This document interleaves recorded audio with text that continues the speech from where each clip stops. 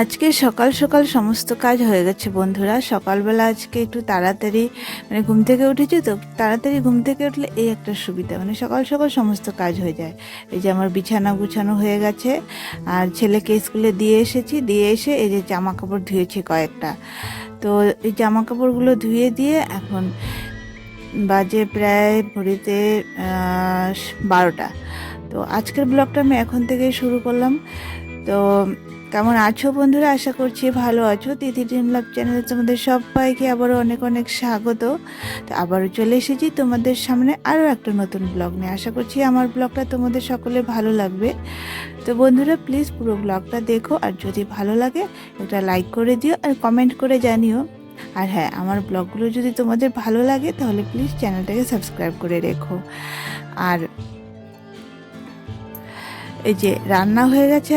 আজকে আমি রান্না করেছি, এই যে কালকে বাটা মাছ এনেছিল, তো সেটা কালকে করেছিলাম। আর আজকে যে ছিল 3 পিসের মতো আজকে ছিল, তো আজকে সেটাই আলু বেগুন দিয়ে ঝোল করেছি।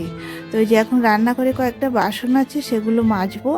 মেজে ধুয়ে তারপরে ওই যে কালকে বললাম না দুটো মোচা এনেছিল, তো একটা মোচা আছে, তো সেটা এখন বাছবো। মোচাটা এখন একটু ফ্রি টাইম আছে, তো ভাবলাম মোচাটা বেছে রাখি।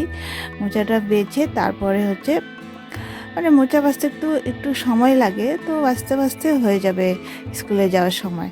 তো চলো সঙ্গে থেকো বন্ধুরা।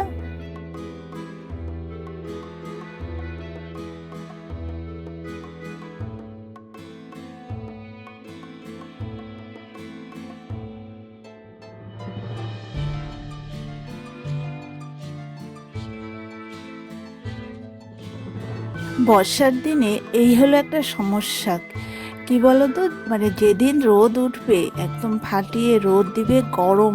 আজকে যা রোদ উঠেছে বন্ধুরা, কি বলবো, বাইরে কিন্তু প্রচণ্ড রোদ আর গরম প্রচণ্ড।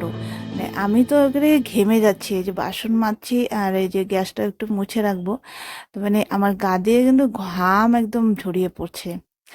বাইরে তো বেরোনোই যাচ্ছে না, তাকানোও যাচ্ছে না। তো এই গরমের দিনে এই একটা সমস্যা। আর যখন রোদ ওঠে কন্টিনিউ গরম গরম, তারপরে যখন বৃষ্টি শুরু হয়, বাপরে বাপ, একদম বৃষ্টিতে চারপাশ একবারে পচিয়ে দেয়। এই টাইমটা না খুব বিরক্তকর একটা সময়। এই সময়টা জানো তো, মানে হয়তো শুধু আমার না, হয়তো অনেকেরই ভালো লাগে না। কারণ কি, যেদিন বৃষ্টি হবে, যেদিন বলতে কি যখন বৃষ্টি হবে কন্টিনিউ বৃষ্টি বৃষ্টি বৃষ্টি, বাড়ি থেকে বেরোনো যাবে না, চারপাশ ভেজা ভেজা একদম জল। আর যেদিন যে বৃষ্টি থেমে গেলে আবার কয়েকদিন যখন রোদ দিবে, এই যে এরকম গরম। তো এটা তো শ্রাবণ মাস চলছে, তারপরে আবার আসবে ভাদ্র মাস। তো ভাদ্র মাসেও সেরকম হবে, গরমের তখন তো আরো তাল পাকা গরম হয়।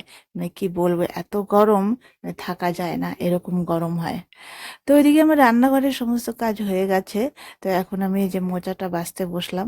মোচাটা বেছে নিয়ে তারপরে চলে যাব ছেলেকে আনতে। আর এই যে থানকুনি পাতাগুলো দেখতে পাচ্ছ, কালকে ভালোই ছিল, আর আজকে দেখি সবগুলো কেমন লাল লাল হয়ে গেছে।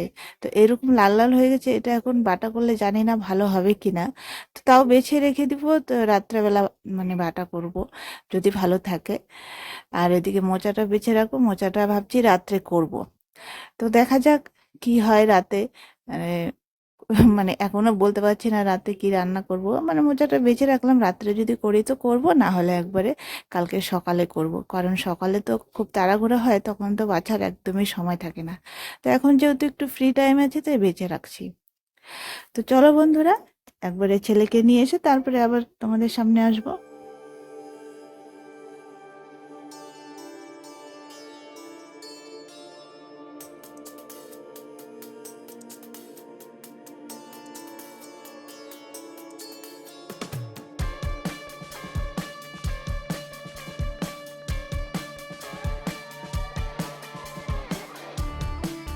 তো এই যে ছেলেকে নিয়ে চলে এসেছি, আর এই যে জামা কাপড় সব শুকিয়ে গেছে, তুলে এনে রেখে দিলাম। আর ওই যে ছেলের স্কুলের ড্রেসটা ধুয়ে দিয়েছি, ছেলের রুমাল, ছেলের প্যান্ট গেঞ্জি ছিল স্নানের পরে যে রেখেছিল, সেগুলো স্কুল থেকে আসার পরে ধুয়ে দিলাম। আর ড্রেসটা কী হয় বলো তো, সাদা শার্ট না, একদম দুদিন পরেছে, আজকে নিয়ে 2 দিন পরলো, তাই দেখে খুব নোংরা হয়ে গেছে। আর আমার আবার একটা অভ্যাস, আমি যখন মেয়েবেলা স্কুলে যেতাম তখনও আমার এই অভ্যাসটা ছিল যে ড্রেস নোংরা যাতে না থাকে। একটু নোংরা হলেই আমি আগেও আমার ড্রেস যখন ছিল, আমি যখন স্কুলে যেতাম তখন আমি এটা করতাম, মানে যেদিনই দেখতাম স্কুল থেকে এসে যে ড্রেসটা হালকা নোংরা হয়েছে সঙ্গে সঙ্গে স্কুল থেকে এসেই ধুয়ে দিব, কারণ কালকে তো আবার স্কুলে যেতে হবে। তো সেই অভ্যাসটা এখনও আছে। ওই যে ছেলের ড্রেসটাও আজকে আসার সময় মানে টোটোতে বসে আমি দেখছিলাম যে ড্রেসটা হালকা হালকা নোংরা হয়েছে, তো ভাবলাম বাড়িতে গিয়ে আজকে ধুয়ে দেবো। তো এই যে ধুয়ে দিলাম, কারণ গরম পড়েছে তো, রোদ উঠেছে, শুকিয়ে যাবে হালকা। শুধু শার্টটা ধুয়েছি, প্যান্টটা ধুইনি। তো ওই যে এদিকে আমি ভাত বেড়ে নিলাম, মানে আমার জন্য আর ছেলের জন্য, দুজনে একসাথে খেয়ে নেব, কারণ আমারও তো খিদে পেয়ে গেছে। তো খাওয়া দাওয়া সেরে নিই, চলো।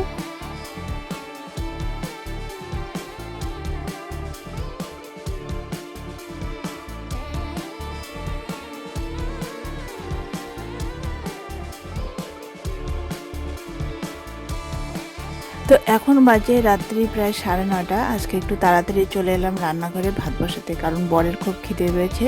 আর বর এই যে মানে কাজে থেকে এসে আবার গিয়েছিল বাজারে, মাছ এনেছে, আর হচ্ছে আবার এনেছে ওই যে থানকুনি পাতা, ওই যে দেখতে পেলে আরও 1 মুঠা থানকুনি পাতা। তখন যে বেছে রাখলাম, বললাম একটু লাল লাল হয়ে গেছে, এগুলো মানে ভালো হবে কি না। তো আবার ও বাজারে গিয়ে আবার নিয়ে এসেছে, মানে ও এই বাটাটা খেতে খুব ভালোবাসে। তো রাত্রে ওই যে থানকুনি পাতা বাটা করব আর মাছের ঝোল করব। তো এই যে ভাতটা বসিয়ে দিলাম। তো আজকে মানে খিদে পেয়ে গেছে সবারই যেহেতু, তাই তাড়াতাড়ি রান্নাটা করে নিই, তো তাড়াতাড়ি খাওয়া দাওয়া হয়ে যাবে। রোজই তো ঘুমোতে ঘুমোতে তাও দেরি হয়ে যায়। তো চলো, আজকের মতো ব্লগটা এখানেই শেষ করছি। সবাই ভালো থেকো, সুস্থ থেকো, টাটা।